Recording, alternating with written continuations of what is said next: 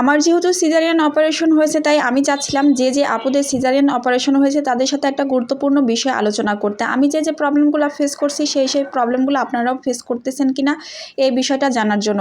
এখন কথা হলো কিছু আপুরা আমাকে এখন বলবেন যে আপনি এখানে ফেসবুকে ঢং করতে আসছেন কেন? আমরা কি ডাক্তার যে আপনাকে সলিউশন দিব বা সাজেশন দিব? আপনি চাইলেই তো ডাক্তার দেখাইতে পারেন। এখানে ফুটানি মারতে আসছেন। আসলে আপু একটা কথা বলি, ডাক্তারের কাছে তো ইচ্ছা করলেই মানে যখন তখন যাওয়া যায়। কিন্তু ওই যে প্রতিটা মানুষের সংসারে কিন্তু একটা নির্দিষ্ট বাজেট থাকে। তো ওই বাজেট উপেক্ষা করে কিন্তু ডাক্তারের কাছে যাওয়া মানে বাজেটের বাইরে। আর ডাক্তারের কাছে যাওয়া মানে হচ্ছে ডাকাতি। একটা হয় তারা 10 রকম হচ্ছে টেস্ট দিয়ে দেয়। আর এখন আমরা অনেক বিষয় আছে যেগুলো আমাদের সবার মধ্যে হয়ে থাকে কমন জিনিস। যেগুলো আমরা কিন্তু জানিও না যে এই সেম প্রবলেমগুলো আরও 10 জন মানুষের মধ্যে হয়ে থাকে। এটা খুবই নরমাল। তো এইজন্য জানার জন্য আরকি। তো আমি এখন মানে যে কথাগুলো বলব সেটা হচ্ছে যে আমাকে যে পজিশনে আপনারা তরকারি কাটতে দেখতেছেন, এই পজিশনে আমি কিন্তু 5 মিনিটের বেশি বসতে পারি না। আমার সিজারের পর থেকে এই সমস্যাটা হয়েছে। 5 মিনিটের বেশি বসলে মনে হয় যেন কোমরের উপরে কেউ হাতুড়ি দিয়ে পেটাইছে। আর এত বেশি যন্ত্রণা হয় মানে আমার মানে অসহ্য লাগে। শুধু তাই না, 5 মিনিটের বেশি দাঁড়াইতে বা আধা ঘন্টা যদি আমি একাধারে দাঁড়ায় রান্না করি তাহলে আমার মনে হয় কোমরটা ভেঙে 2 টুকরা হয়ে গেছে আর অবশের মতো লাগে। এদিকে হচ্ছে যদি সিঁড়িতে ওঠানামা করি, যেহেতু আমি 5 তলায় থাকি, তখন আমি সারারাত তো ঘুমাইতেই পারি না।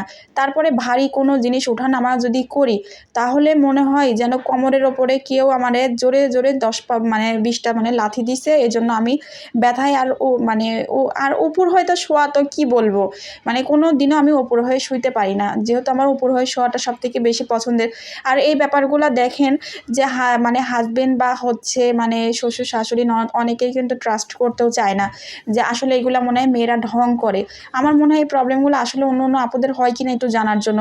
অনেকে মনে করে যে ইচ্ছা করেই মনে হয় কোমরের ব্যথা, কারণ এই বয়সে মাত্র 25-26 বছর বয়স। আর এই বয়সে কোমরের ব্যথা হইলে সবাই তো এটাই চিন্তা করবে যে আসলে আমরা মনে হয় ইচ্ছাকৃত শয়তানি করি। কিন্তু সত্য কথা বলতে কি, আমি নিজে বুঝতেছি যে আমার কতটা আমি প্রবলেম ফেস করতেছি। তো এর আগে আমি একটা ভিডিও দিয়েছিলাম আমার গ্রামের বাড়ি এভাবে করে মানে বসে আর কি। তো আমার বসা নিয়ে অনেকে আজেবাজে কমেন্ট করছিলেন, কিন্তু আপুরা বিশ্বাস করেন যে কেউ কি মানে আরামে বসতে পারলে কি ওইভাবে কেউ বসে? আমি তো মানে কি বলবো, অনেক বেশি মানে সাফার করি। আমার মানে থেরাপি না নিলে তো হয়ই না। আমি থেরাপি নেওয়া আমাদের মতো নিম্ন মধ্যবিত্ত মানুষের জন্য কি পরিমাণ কস্টিং যায় বুঝতেই পারতেছেন। আমার যখন আমি থেরাপি নিই তখনই আমার ওটা মানে মোটামুটি ভালো থাকে, আবার থেরাপি নিয়ে বন্ধ করলেই কিন্তু আবার আগের মতো অবস্থা হয়ে যায়। তো এই জন্য আমার হাজব্যান্ড আমাকে একটা মানে থেরাপির ছোট্ট একটা মেশিন এনে দিয়েছে। ওটা কোমরে নিলে মোটামুটি আমি মানে ভালোভাবে থাকতে পারি আর কি। ওইটা না নিলে আবার যা তাই হয়ে যায়। তো আমি এখন জানতে চাচ্ছিলাম যে আমার যে কোমর নিয়ে বা পিঠ নিয়ে যে অবসের মতো লাগে বা ব্যথা লাগে বেশিক্ষণ দাঁড়ানো বা ভারী কাজ করা যে কোনো মানে এই বিষয়গুলো নিয়ে আসলে আপুরা আপনারা কি এ ধরনের সেম প্রবলেম ফেস করেন? যদি আপনারা না করেন তাহলে আমাকে অনতিবিলম্বে ডাক্তার দেখাতে হবে। তার মানে সেম প্রবলেমগুলা আর কারণেই আমারই একা। আমি খুব টেনশনে আছি, তো আমাকে একটু জানাবেন।